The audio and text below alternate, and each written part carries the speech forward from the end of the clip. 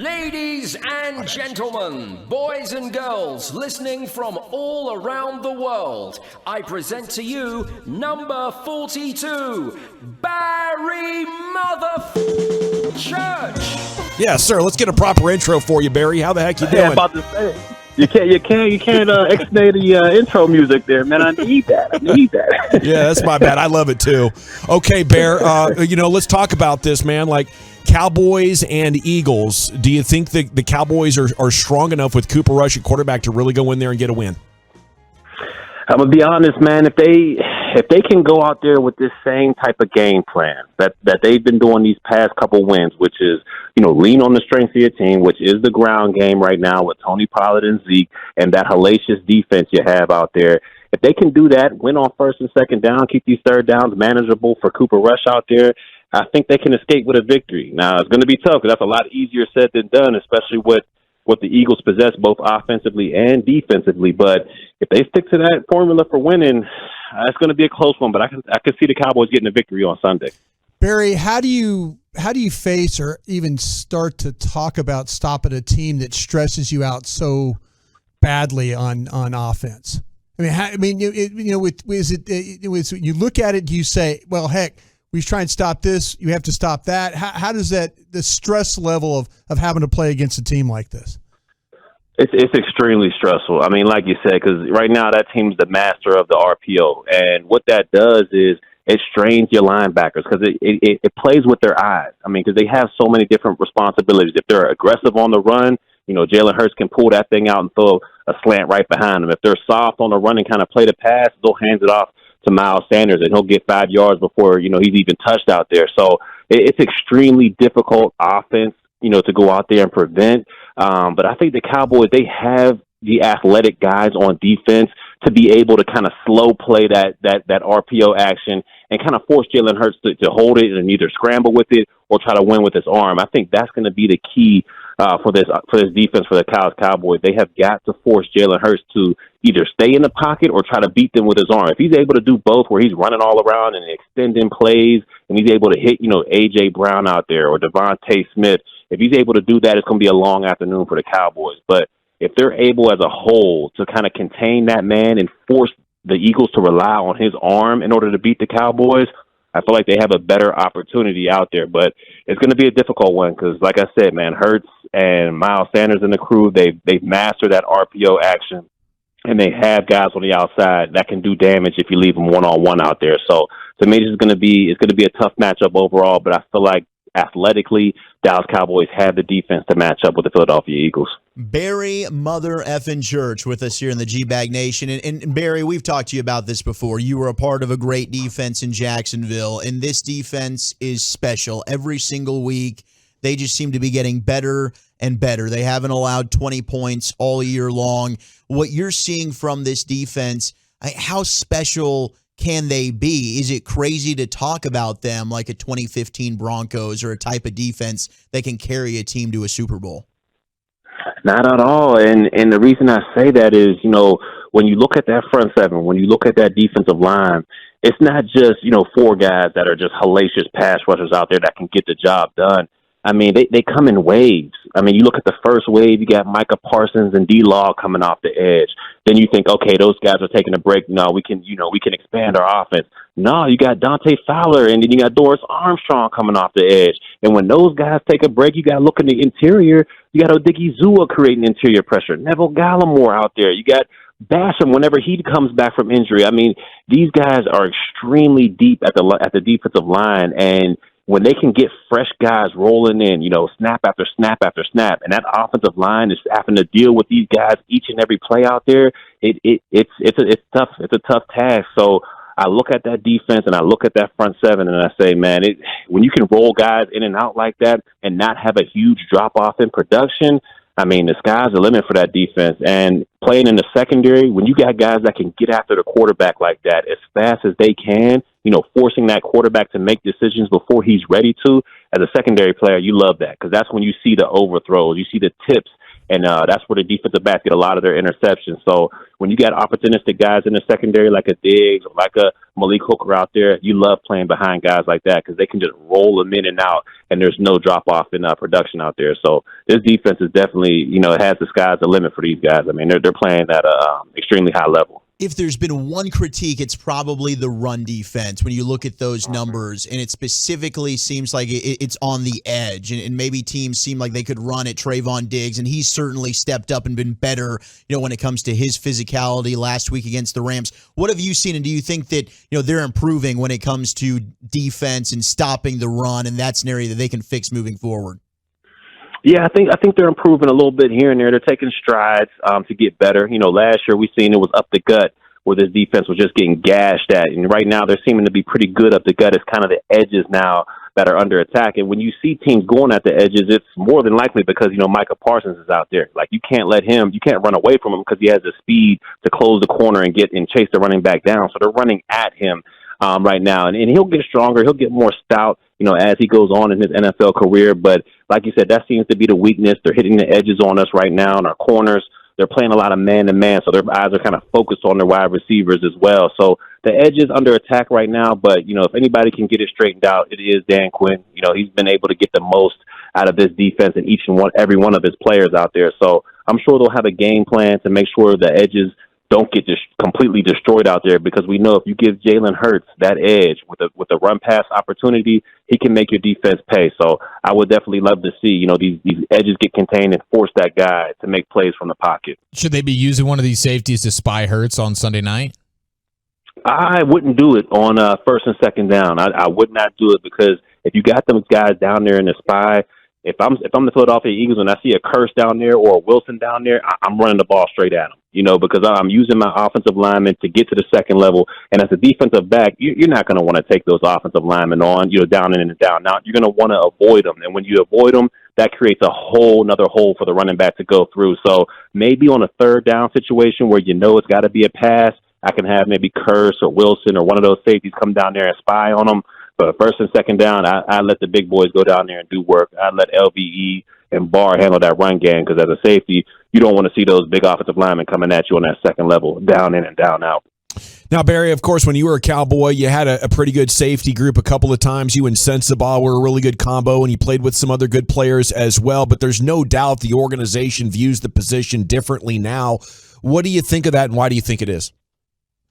I think, this safety crew that they have right now, I mean, I would say it's definitely the deepest that, the Cowboys have had in an extremely long time, even past my time here.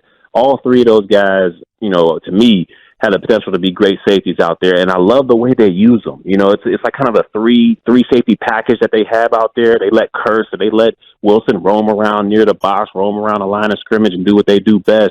And then you have the ultimate hole safety back there, Malik Hooker, who relishes and loves to be back in that third and making sure nothing gets over his head back there. And when I was playing, I felt like we all kind of had that, I won't say box safety mentality, but we all loved to be down by the line of scrimmage. So you never really had that whole safety back there roaming who was happy to be back there and doing all that stuff in the pass coverage. But they have that with Malik Hooker here, and you let Curse and you let Wilson do what they do best and react fast down there in the running game and in the quick passing game down there in the box. And those dudes, they're relishing every moment out there, and they're playing extremely good football. And all three of them are solid tacklers. I mean, if you go out there and look, anytime the run is broken off where he does get into the secondary, Malik Hooker does a great job of bringing them down. Curse, Wilson as well. They're great open field tacklers. And especially Wilson, when you talk about bringing a thump, I mean, that guy, he brings the thump like none other. So they got a great trifecta of safeties right now, and they're using them to the best of their abilities. Barry, I hate the mindset question, but I'm going to ask the mindset question here because because you have a quarterback. I'm talking about from a defensive perspective. You have a quarterback that's offensively challenged. Does it going into the game? Is it like, listen, guys, we know what's about to happen. We just can't let it happen. How does the defense approach the week when you know you have a quarterback that might be challenged for points? It's tough when you talk about a secondary standpoint, because when you're looking at a guy like that who's challenged and who makes a lot of his plays, scrambling and ad-libbing and extending plays like that, it kind of makes it hard on the secondary because you're thinking to yourself, man, all right, if we can keep this guy contained, we know he can throw at least one of them to us. All we got to do is keep him contained. But if he's able to go out there and extend plays, I don't care how good you are in the secondary. You can't guard these wide receivers forever. And it gets extremely frustrating when the guy's running around for 5-6 seconds and then eventually, a receiver pops loose and he's able to hit him. So it's definitely a little bit frustrating going into a game like that. But when you got that front seven like the Dallas Cowboys have, they got to have trust in them that they'll be able to contain Jalen Hurts and force him to throw the ball like a traditional quarterback. And when you got that going on, I think these guys are going to feast on him if they're able to contain him because, like you said, man, he's challenged when it comes to passing the football. And if you can keep him contained instead of extending plays, I think you have a great chance out there. Former Cowboys safety Barry Mother Effin Church with us here on 105.3 The Fan. Now, Barry, it is Eagles week. This is a big one on Sunday Night Football. Not a lot of people can say they've gotten to play in one of these games. You are one of them. What are the emotions like going to Philadelphia and playing in a primetime game, first place on the line against the Dirty Birds? It's like a college atmosphere almost when you go out there. It's just they hate you, you hate them, and it's all good. Like that you're going to get the worst of their fans when you go up there. But I'll always remember, man, when we went up there, I think it was 2014, and we went up there to close out the division. It was a Sunday night game, and the Eagles fans, they were giving us heck the entire time. Oh, the Cowboys suck, this, that, and the third. And I'm sitting there like, man, you know what, these Eagles, they just love it. They love Philadelphia. But then when we started winning, we ended up beating them. There was a fan back there that kept giving us all the noise, and he had a Randall Cunningham jersey on. So I looked back after we won the game, like, where's this guy at? Man, he done took the Randall Cunningham jersey off, and he had an Emmitt Smith jersey on underneath. And I was just sitting there like, man, you guys are the most flip-floppy fans there are in the National Football League, man. So I'm glad we got the Cowboys fans down here representing well, but they give it to you hard when you go up there in Philadelphia, man. So it's definitely a college atmosphere, and you love to play in those type of games. Barry, from a player standpoint, do you think there's really any considerable amount of players in there that feel like, oh, yeah, no, we need to stick with Rush here. Rush is our guy. Nah, I think Dak has that locker room one. Only if, Cooper Rush goes out here Sunday and he lights it up similar to that Minnesota Vikings game a year ago where he threw for 300-some yards and a couple touchdowns. Then I can see maybe a couple, players here and there might say, hey, you got to ride the momentum train. I can see that happening. But for the most part, man, I think Dak has this locker room, and it will be his team when he's ready to return. Did you get annoyed as a player when the media would keep asking about a team or a player like this, like is happening with Jalen Hurts up there at the start of the day?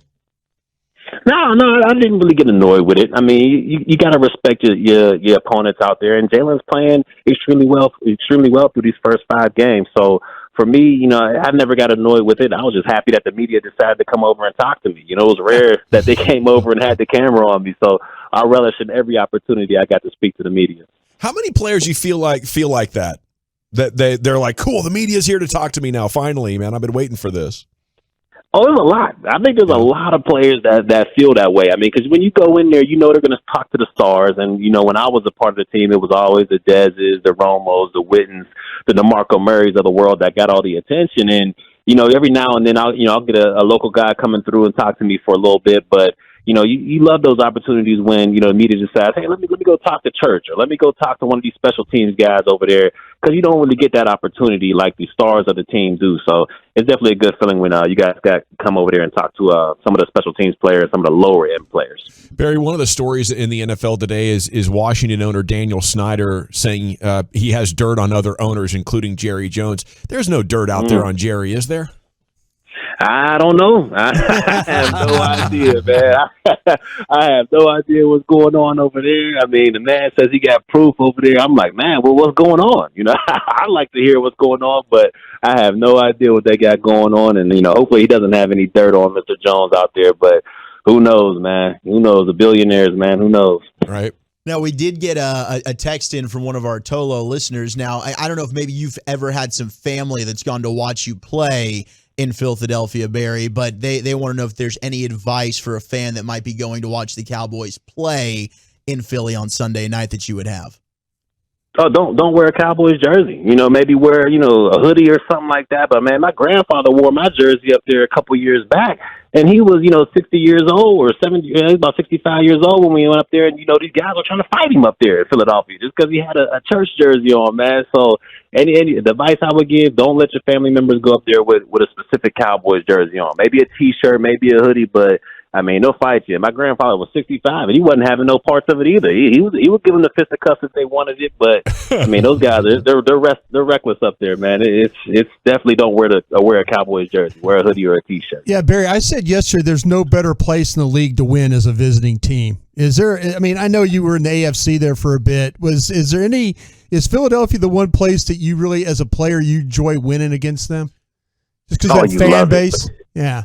Oh, you love it. I mean, you relish it because, like I said, the entire time they're talking noise to you, and you really can't say nothing back to them. But as soon as you get the upper hand, or as soon as you win the ball game, I mean, you can hear a pin drop in there, and it's outstanding. Just the feeling to make the crowd just quiet off of your playoff out there, man. So there's no better place to win than Philadelphia, man. Especially with their fans talking all type of noise, man. It's a fun experience out there, and I hope the Cowboys get to experience this Sunday. Think they will? Ooh, man. If I'm being honest, man, I'm gonna catch flack for this, but I think Philadelphia pulls it off, man. Well, I think Philadelphia pulls it off. I don't know a score, but it's going to be tough for the Cowboys to get a dub up at the Link this week. It is a great matchup, and it's on the road. I don't think there's any shame in that, Barry. We appreciate your insights as always, man. Have a great weekend. Wow, thanks, man. Thanks for having me on the show.